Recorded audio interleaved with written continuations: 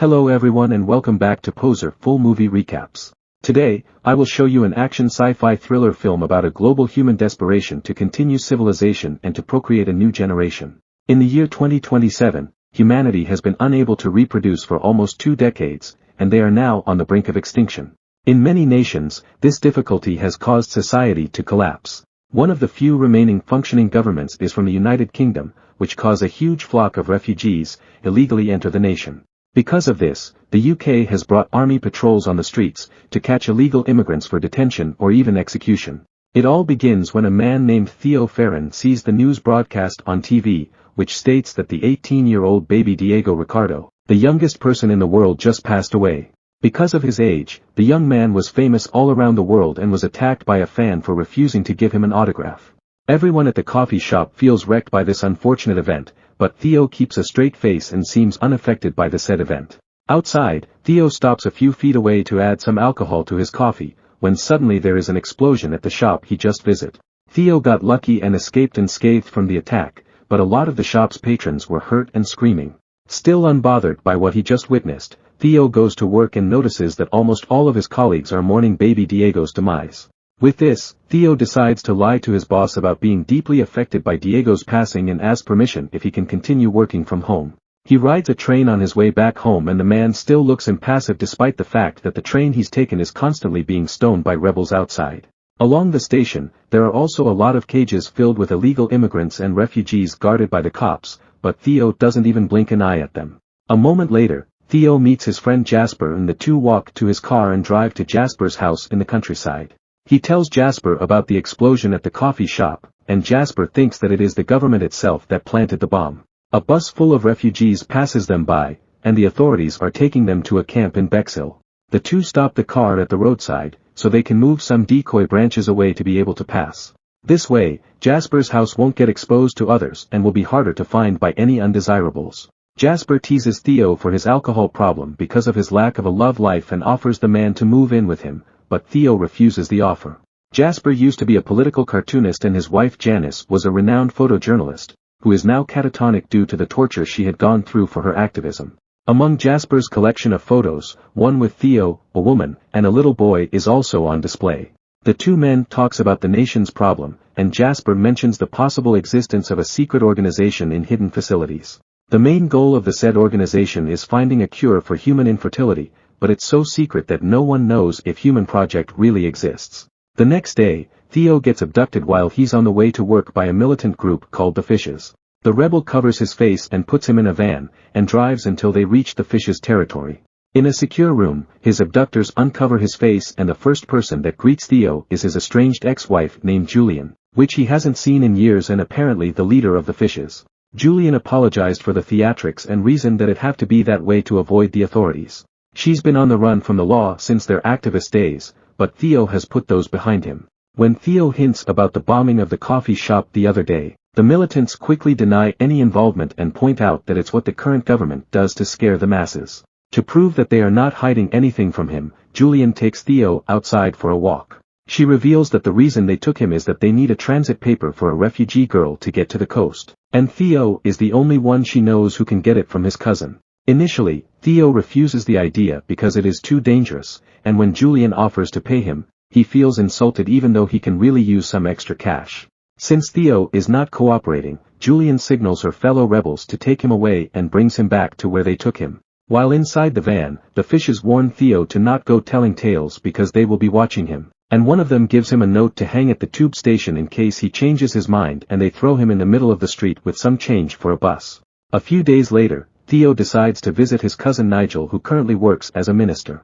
It seems that the man changes his mind about Julian's request, and a chauffeur drives him to a fancy private residence where the minister keeps some classic art. When Theo meets his cousin, the two embrace and have lunch together with the minister's son, but the guy is too busy to interact with them. After some polite conversation, Theo asks Nigel for a transit paper by lying that they're for his girlfriend who needs to visit a sick family in Brighton. Nigel didn't outright refuse, but he points out that it is a huge request since papers like that are highly moderated, and just promise that he will try what he can do. Theo asks Nigel what keeps him going and why keeps all those arts when in 100 years, no one is around anymore to keep appreciating it. Nigel answers that he just doesn't think about it.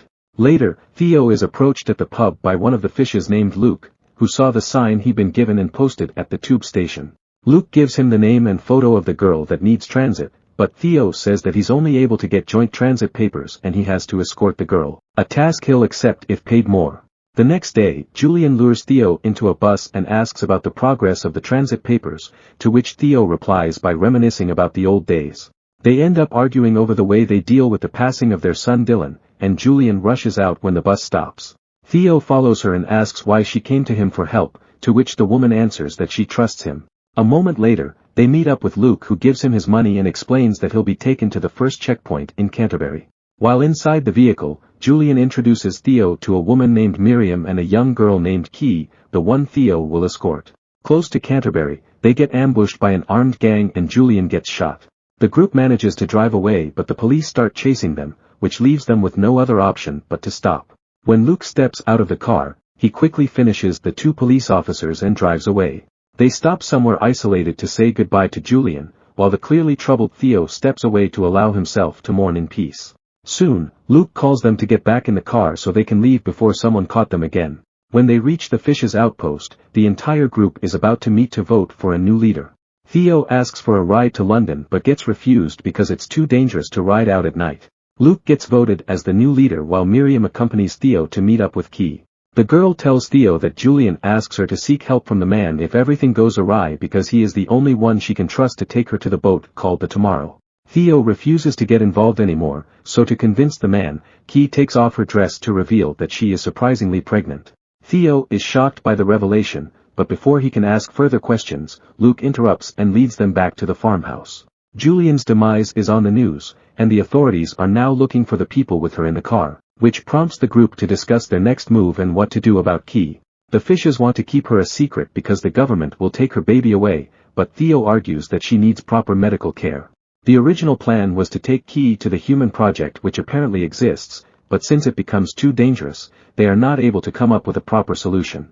In the end, it's Key's decision and she wants to stay at the farm until she delivers her baby and go on with the plan to take her on the boat afterward. Theo is having a hard time finding some sleep that night, so while he is reminiscing about the recent events, he hears some noise from outside and sees the people who attacked them earlier. He sneaks outside to investigate and finds out that the ambush was Luke's plan all along, so he could become the fish's leader and take control of Key and use her baby as an advantage for political revolution. Theo is against this and quickly informs Miriam and Key of what he learned and helps them sneak out. Outside, Theo disables two of the vehicle and they enter the third one, but the car won't start and Theo have to push it. This attracts the attention of the fishes, who try to stop them from escaping by grabbing Key from the car window since they cannot shoot the pregnant woman. Thankfully, they are going downhill and eventually manage to start the car and drive away. Theo takes them to Jasper's house, who gladly receives them with a smile on his face. While having dinner, they discuss the two possible stops of the human project's boat, and neither of them looks good. One is too far away and the other one is in Bexhill, which is a refugee camp, but Jasper thinks that Bexhill is possible and urges them to rest and be ready.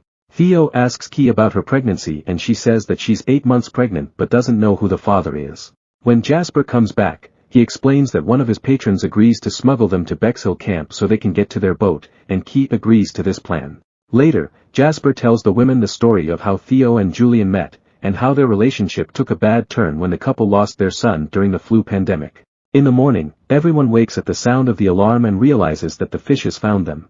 Theo, Miriam, and Key quickly go inside a car to escape, but Jasper opted out and tells them to go on without him to stall the militant. He also gives instructions on how to contact Sid, his patron who's supposed to help them get inside Bexhill. With the limited time they have, Theo drives away but sees the fisher rebels shoot Jasper, and he somberly keeps this to himself to avoid upsetting the pregnant young woman. The next day, the trio arrives at the meeting place in an abandoned school where Miriam tells Theo about her old job as a midwife, and how her patients were gradually affected by infertility. When Sid arrives, Theo gives him the password and he leads them into the truck and drives them to the refugee camp. Inside the truck, Key gets her first contraction, which they try to pass as being car sick. Thankfully Sid believes them, and when they reach Bexhill, he reminds the trio to put on sad refugee faces before transferring them to a refugee bus. Unfortunately, Key's contraction starts to get worse, and when they reach the actual camp, her water breaks. When a guard notices Key's affliction, Miriam serves as a distraction which causes her to be sent out for execution. When the guard is about to take Key as well, Theo points at the water on the floor and tells him that it's urine and feces, effectively sending the man away.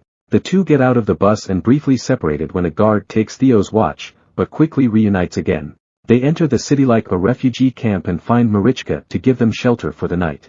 They go to the secluded part of the building where Key can have her baby and sends Marichka away, to conceal Key's real condition. The labor is hard for the girl, but with Theo's guidance, she soon delivers a healthy baby girl. In the morning, Sid comes by to check on them because there was a situation where a wall blew up and people started to flee, so he will help them escape.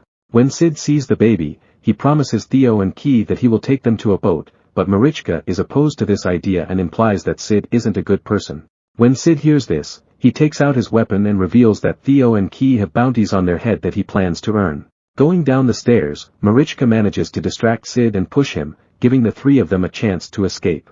Theo asks Marichka about the boat, and even with the language barrier between them, she eventually catches on and guides them through the middle of all the riots. She takes them to a building where, after showing the baby to the owner, allows them inside a very nice apartment.